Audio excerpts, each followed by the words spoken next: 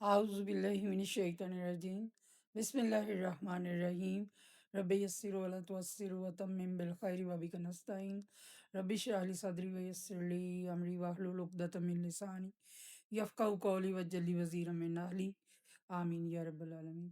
अस्सलाम वालेकुम व रहमतुल्लाहि व बरकातुहू। प्यारे बच्चों, कैसे हैं आप? उम्मीद है आपने पढ़ना लिखना शुरू किया होगा। ये बहुत ज़रूरी है बच्चों आपके लिए, ताकि आपके ग्रेड्स अच्छे आएँ।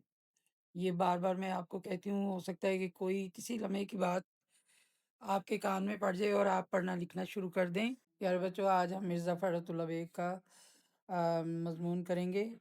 आमतौर पर इनके नसर जो है वो भी मकबूल है, लेकिन सबसे ज़्यादा कबूल आम इनके जो है वो मज़ाहिया जो अफ़कार हैं उनको मिला। जो इन्होंने मज़ामीन लिखे हैं मज़ाहिया, जिनमें मज़े से मज़ा बहुत ज़्यादा है, वो इनको उसको बड़ी पज़ीराई मिली। मिर्ज़ा फ़खरुद्दीन बेग जो हैं डिप्टी नज़ीर अहमद के शागिर्द हैं। आप जब पढ़ेंगे इनको और इनके दूसरे काम को पढ़ेंगे तो आप देखेंगे कि डिप्टी नज़ीर अहमद साहब के जिन्होंने आपका नावल जो है मिरातुल उरूस लिखा है, उनके ये शागिर्द हैं। तो ये कैसे उनकी शागिर्दी में गए, वो भी इन्होंने एक दास्तान लिखी हुई है कि कैसे डिप्टी साहब इनको पढ़ाते थे। और वो भी एक मज़ाहिया मज़मून है कि किस तरह से इन्होंने उनसे पढ़ा। ज़ाहिर है जो काबिल आदमी होता है उसके पास पहुँचना और उससे फ़ैज़ हासिल करना बहुत मुश्किल होता है। तो वो भी इन्होंने मज़ाहिया अंदाज़ में अपना लिखा है। और इसके अलावा ये जो अभी हम पढ़ रहे हैं तो इसमें भी उनका मज़ाह नगारी पर ही एक मज़मून है। तो आइए देखते हैं कि वो क्या फ़रमाते हैं। इम्तिहान इसका, जैसा कि आपको कहा जा रहा है कि आपका भी इम्तिहान होने वाला है, तो आप देखिए कि इम्तिहान है क्या हमारी ज़िंदगी में, उसकी क्या अहमियत है और कितना लाइट कुछ लोग ले लेते हैं उसको, और फिर ज़ाहिर है नतीजा क्या होता है। ना हुई गर मेरे पर्चों से तसल्ली ना सही, ये गालिब का एक शेर है, उसको उन्होंने अपने अंदाज में ढाल के तो इस तरह से कर दिए। ना हुई गर मेरे पर्चों से तसल्ली ना सही, इम्तिहान और भी बाकी है तो ये भी ना सही। यानी अगर ये इम्तिहान नहीं है तो और भी इम्तिहान बाकी हैं, वो मैं दे लूँगा। लोग इम्तिहान के नाम से घबराते हैं, लेकिन मुझे इनके घबराने पर हंसी आती है। आखिर इम्तिहान ऐसा क्या होता है? दो ही सूरतें हैं, फेल या पास। इस साल कामयाब ना हुए, आइंदा साल सही। मैं अपने दोस्तों और हम जमातों को देखता था कि जूं जूं इम्तिहान के दिन करीब आते ही जाते, उनके हवास, उनका दिमाग मुख्तिल और उनकी सूरत इतनी सी निकल आती थी। दिमाग मुख्तिल हो जाना बच्चों, दिमाग का ख़राब हो जाना, दिमाग में खलल आ जाना, और सूरत छोटी सी निकल आना, यानी बड़ी परेशानी और फिक्रमंदी में रहते हैं। बंदे पर इम्तिहान का ना रत्ती बराबर असर पहले था और ना अब भी। इसके ख़त्म हो जाने का अफसोस है।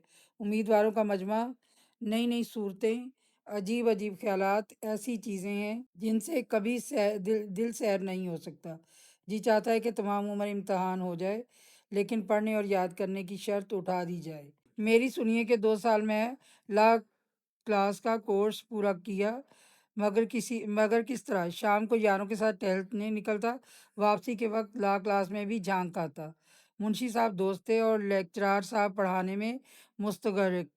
मुस्तगरिक होता है बच्चों, गर्क होना पढ़ाई में, यानी किसी आसपास की होश ना होना। हाँ बच्चों, ये ला क्लास जो है ये कानून की, यानी ये जो आप पढ़ते हैं ना वकालत के लिए, तो ये ला क्लास है। तो इसको इंग्लिश में तो लॉ क्लास कहते हैं, लेकिन ये ला क्लास ही हम पढ़ेंगे।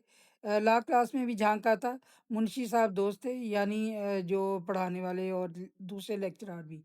मुंशी भी उस्ताद को कहते हैं बच्चों, और लेक्चरार साहब पढ़ाने में मुस्तगरिक। मुस्तगरिक होना, गर्क होना अपनी काम के अंदर। हाज़िरी की तकमील में कुछ दुश्वारी ना थी, यानी मुंशी साहब हाज़िरी लगाते होंगे तो उनको इशारा कर देता होगा कि मेरी हाज़िरी लगा दें। अब आप ही बताएं कि ला क्लास में शरीक होने से मेरे किस मशगले में फ़र्क आ सकता था। वालिद साहब किबला खुश थे कि बेटे को कानून का शौक़ हो चला है। ये देखिए, ला का मायने आपको पता चल गया ना, कानून। किसी ज़माने में बड़े-बड़े वकीलों के कान कतरेगा। कान कतरना, बहुत ज़्यादा काबिलियत दिखाना। हम भी बेफ़िक्र थे कि चलो 2 बरस तक तो कोई मेहनत के लिए कह ही नहीं सकता। यानी घर में कोई काम करने के लिए नहीं कहेगा कि तुम भी कोई काम करो। उनको पता है कि ये लॉ पढ़ रहा है। बाद में देखिए कौन जीता है और कौन मरता है, लेकिन ज़माना आँख बंद किए गुज़र जाता है। 2 साल ऐसे गुज़र गए जैसे हवा। ला क्लास का सदाकतनामा भी मिल गया। اب کیا تھا، والدین امتحان وکالت کی تیاری کے لیے سر ہو گئے، مگر میں بھی ایک ذات شریف ہوں، ایک بڑھیا اور ایک بوڑھے کو دھوکہ دینا کیا بڑی بات ہے، والدین کو کہہ رہی ہوں۔ میں نے تقاضا کیا کہ علیحدہ کمرہ مل جائے تو محنت کروں، بال بچوں کی گڑبڑ میں مجھ سے کچھ نہیں ہو سکتا۔ چند روز اسی ہیلے سے ٹال دیے، لیکن تابکے یعنی کب تک؟ بڑی بی نے آپ نے سونے کا کمرہ خالی کر دیا۔ اب میں دوسری چال چلا، دروازوں میں شیشے تھے، ان پر کاغذ چپکا دیا، لیمپ روشن کر کے آرام سے رات 7 بجے سے سو جاتا اور صبح 9 بجے اٹھتا۔ اگر کسی نے آواز دی اور آنکھ کھل گئی تو ڈانٹ دیا کہ خواہ میری پڑھائی میں خلل ڈالا۔ اگر آنکھ نہ کھلی اور صبح کو سونے کا الزام لگایا گیا تو کہہ دیا کہ میں پڑھتے وقت کبھی جواب نہ دوں گا، آئندہ کوئی مجھے دکھ نہ کرے، تنگ نہ کرے۔ بعض وقت ایسا ہوا کہ لیمپ بھڑک کر چمنی سیاہ ہو گئی جب تیل ختم ہو جاتا بچوں، اور میری زیادہ محویت تو محنت کا نتیجہ سمجھی گئی، یعنی کہ میں اتنا محو تھا کہ مجھے اس کا پتہ نہ چلا کہ کب بجھ گیا۔ بعض وقت والد والدہ کہتے بھی تھے کہ اتنی محنت نہ کیا کرو، لیکن میں زمانے کی ترقی کا نقشہ کھینچ کر ان کا دل خوش کر دیتا تھا۔ خدا خدا کر کے یہ مشکل بھی آسان ہو گئی اور امتحان کا زمانہ قریب آ گیا۔ میں نے گھر میں بہت کہا کہ ابھی میں امتحان کے لیے جیسا چاہیے ویسا تیار نہیں ہوں، لیکن میری مسلسل حاضری، لا کلاس اور شبانہ روز کی محنت نے ان کے دلوں پر سکہ بٹھا رکھا تھا۔ سکہ بٹھانا، روب بٹھا دینا، ایک مطلب یقین ہونا، کسی بات کا یقین کروا دینا۔ وہ کب ماننے والے تھے، پھر بھی احتیاطاً اپنے بچاؤ کے لیے ان سے کہہ دیا کہ اگر میں فیل ہو جاؤں تو اس کی ذمہ داری مجھ پر نہ ہوگی، کیونکہ میں اپنے آپ کو ابھی امتحان کے قابل نہیں پاتا۔ لیکن والد صاحب مسکرا کر بولے، امتحان سے کیوں ڈرے جاتے ہو؟ جب محنت کی ہے تو شریک بھی ہو جاؤ۔ کامیابی اور ناکامیابی خدا کے ہاتھ ہے۔ مرد باید کہ ہراساں نہ شود، مرد کو چاہیے کہ ہراساں نہ ہو، خوفزدہ نہ ہو۔ میں نے بھی تقدیر اور تدبیر پر ایک چھوٹا سا لیکچر دے کر ثابت کر دیا کہ تدبیر کوئی چیز نہیں، تقدیر سے تمام دنیا کے کام چلتے ہیں۔ قصہ مختصر، درخواست شرکت دی گئی، یعنی کہ داخلہ بھیج دیا گیا اور منظور ہو گئی، اور ایک دن وہ آیا کہ ہم ہال ٹکٹ لیے ہوئے مقام امتحان پر پہنچ گئے۔ گو یاد نہیں کیا تھا، لیکن 2 وجہ سے کامیابی کی امید تھی۔ اول تو امداد غیبی، دوسرے پرچوں کی الٹ پھیر۔ شاید وہ حضرات جو امتحان میں کبھی شریک نہیں ہوئے اس مضمون کو نہ سمجھیں، اس لیے ذرا وضاحت سے عرض کرتا ہوں۔ امداد غیبی، امداد غیبی سے مراد امیدواران امتحان کی اصطلاح میں وہ مدد ہے جو ایک کو دوسرے سے یا کسی نیک ذات نگران کار سے یا عند المواقع کتاب سے پہنچ جاتی ہے۔ بچوں وہی جو نقل کرتے ہیں۔ پرچوں کی الٹ پھیر گو بظاہر مشکل معلوم ہوتی ہے، لیکن تقدیر سب کچھ آسان کر دیتی ہے۔ بعض شریف کم حیثیت ملازم ایسے بھی نکل آتے ہیں جو با امید انعام پرچہ بدل دیتے ہیں، یعنی کسی اور کا نام کسی اور کے نام پر لکھ دیا۔ یہ ضرور ہے کہ اس سے ایک محنت کرنے والے کو نقصان پہنچ جاتا ہے، یعنی جس کا نام بدل کر دوسرے کا نام لکھ دیا تو وہ دوسرا تو فیل ہو جائے گی جس نے محنت کی۔ لیکن تدبیر و تقدیر کا مسئلہ جیسا اس کاروائی میں حل ہوتا ہے، دوسری کسی صورت میں حل نہیں ہوتا۔ آپ دیکھیں دماغ کدھر کدھر جا رہے ہیں۔ پڑھنے کے علاوہ ہر طرف دماغ کام کر رہا ہے۔ اس کے علاوہ اور بھی صورتیں ہیں، لیکن وہ بہت کم پیش آتی ہیں، اس لیے ان پر بھروسہ کرنا نادانی ہے۔ خیر آمد برسر مطلب، یعنی سیدھا مطلب پر آتا ہوں میں۔ 9:45 گھنٹی بجی اور ہم بسم اللہ کہہ کر امتحان کے کمرے میں داخل ہوئے۔ یہاں ایک بہت خلیق مہربان اور ہنسمکھ نگران کار تھے، جو ایگزامینر ہوتے ہیں بچوں۔ مجھے جگہ نہیں ملتی تھی، میں نے ان سے کہا وہ میرے ساتھ ہو لیے، جگہ بتائی اور بڑی دیر تک ہنس کر باتیں کرتے رہے۔ میں سمجھا چلو بیڑا پار ہے، اللہ دے اور بندہ لے۔ ٹھیک 10 بجے پرچہ تقسیم ہوا، میں نے پرچہ لیا، سرسری نظر ڈالی اور میز پر رکھ دیا۔ لیکن یہ ضرور کہوں گا کہ پرچہ پڑھنے کے بعد خود تو اس پرچے کے متعلق اندازہ نہ کر سکا، لیکن نگران کار صاحب کو یہ کہتے ضرور سنا کہ پرچہ مشکل ہے۔ میں کئی مرتبہ اول سے آخر تک اس کو پڑھ گیا، لیکن یہ نہ معلوم ہوا کہ کس مضمون کا ہے۔ جوابات کی کاپی دیکھی، اس کے آخر کی ہدایتیں پڑھی، صفحہ اول کی خانہ پوری کی اور کھڑا ہو گیا۔ گارڈ صاحب فوراً ہی آئے۔ میں نے ان سے کہا جناب یہ پرچہ کس مضمون کا ہے؟ وہ مسکرائے، زبان سے تو کچھ نہ بولے مگر پرچے کے عنوان پر انگلی رکھ دی۔ اس وقت مجھے معلوم ہوا کہ اصول قانون کا پرچہ ہے۔ دل کھل گیا، میں نے بھی قلم اٹھا کر لکھنا شروع کر دیا، کیونکہ اصول کے لیے کسی کتاب کو پڑھنے کی ضرورت تو ہے ہی نہیں۔ اس مضمون پر ہر شخص کو رائے دینے کا حق حاصل ہے۔ ایک مقنن ایک اصول قائم کرتا ہے، مقنن قانون بنانے والا، دوسرا اس کو توڑ دیتا ہے۔ کیا وجہ ہے کہ ہم اپنی رائے کو کسی دوسرے کی تجویز کا پابند کریں؟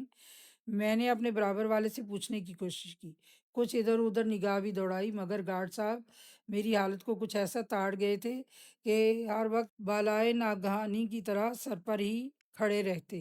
ذرا میں نے ادھر ادھر گردن پھیری اور انہوں نے آواز دی کہ جناب اپنے پرچے پر نظر رکھیے۔ جب دوسروں سے مدد ملنے کی توقع منقطع ہو گئی تو میں نے دل میں سوچا کہ چلو ان گارڈ صاحب سے ہی پوچھے۔ میں کھڑا ہو گیا، وہ آئے، میں نے دریافت کیا کہ جناب اس دوسرے سوال کا کیا جواب ہے؟ وہ مسکرائے اور کہا کہ مجھے معلوم نہیں۔ میں نے کہا کہ یہ برابر والے بڑے زور سے لکھ رہے ہیں، ان سے پوچھ دیجئے، اور اگر آپ کو دریافت کرتے ہوئے لحاظ آتا ہے تو ذرا ادھر ٹہلتے ہوئے تشریف لے جائیے، میں خود پوچھ لوں گا۔ مگر وہ کب ہلنے والے تھے؟ قطب ہو گئے، یعنی قطب مینار، وہ بچہ دیکھا نا آپ نے، قطب مینار دلی میں ہے، وہ جو جیسے وہ کھڑا ہو گیا یعنی اسی جگہ پر جم گئے۔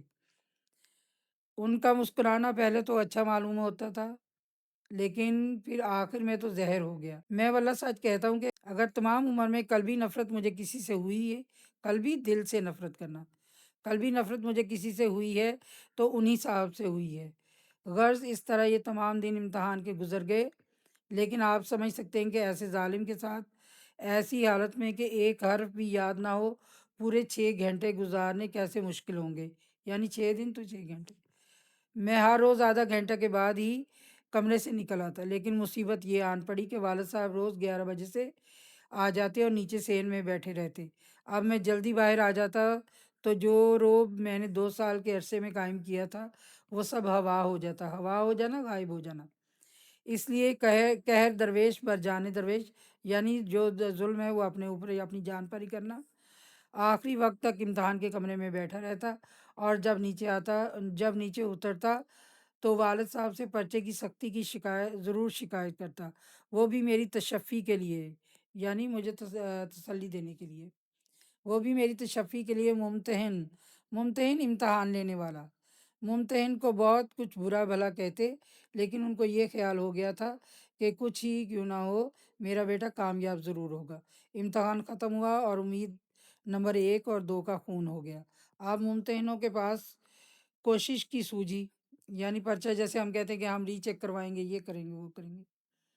والد صاحب ایک زبردست چٹھی سفارش کی لے کر ایک صاحب کے یہاں پہنچے۔ وہ چٹھی دیکھ کر بہت اخلاق سے ملے، آنے کی وجہ دریافت کی۔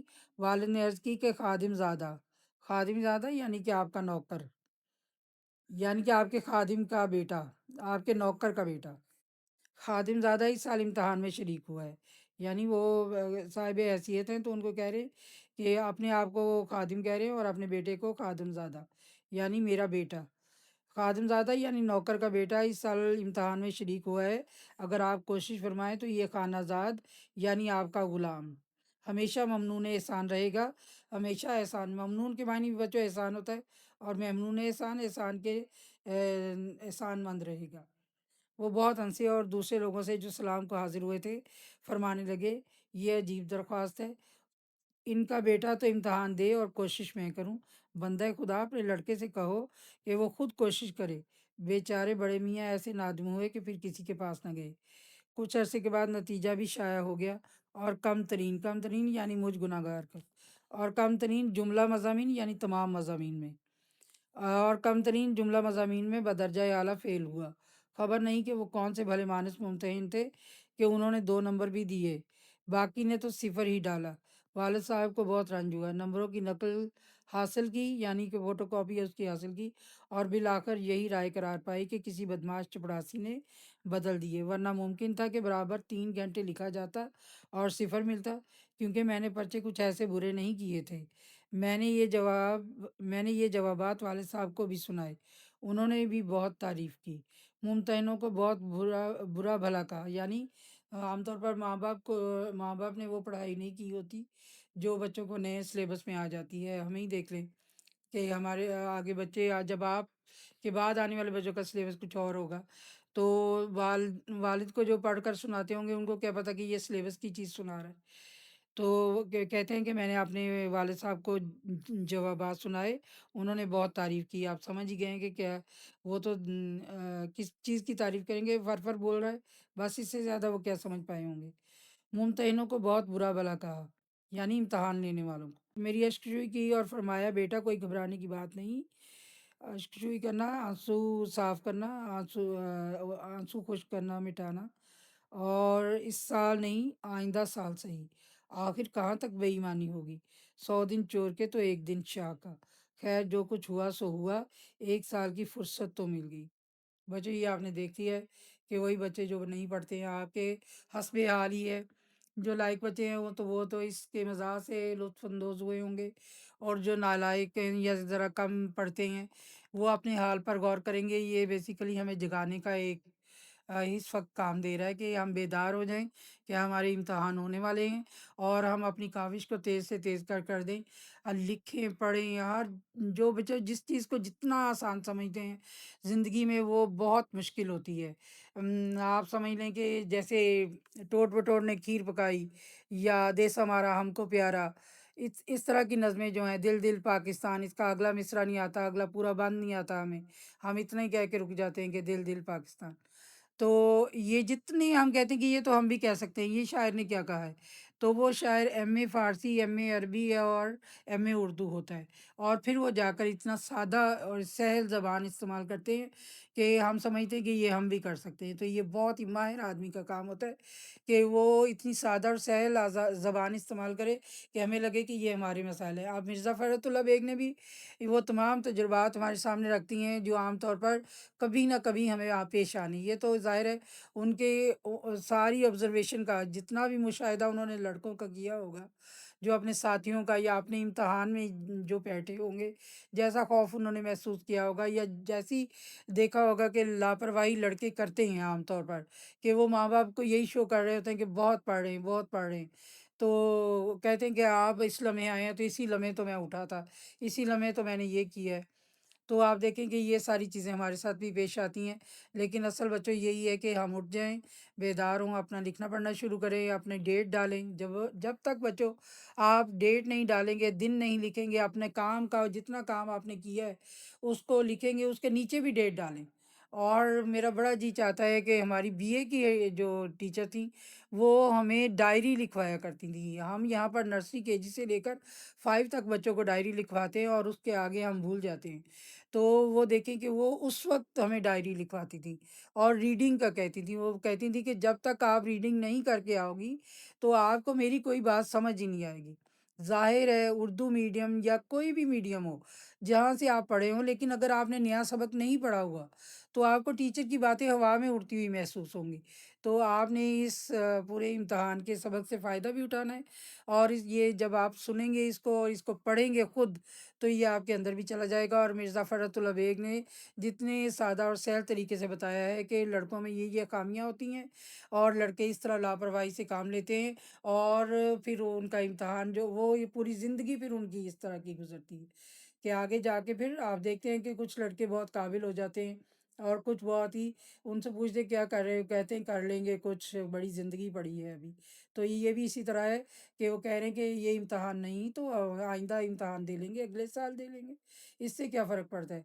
तो आप देखें कि कितनी तालीम महँगी हो गई है, तो आप तो अपने मुँह से कह देंगे कि अगले साल दे देंगे।